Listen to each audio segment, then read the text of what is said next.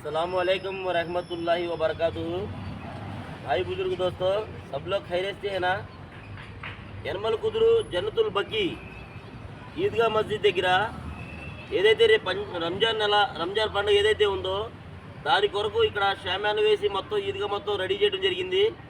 ఇన్షాల్లా నమాజు బయాన్ వచ్చి ఉదయం 8:30 గంటలకు మొదలవుతుంది, జమాతు 9 గంటలకు.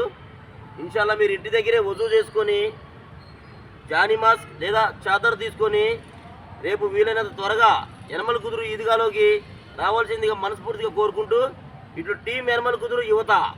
అస్సలాము అలైకుం వరహమతుల్లాహి వబరకాతుహు.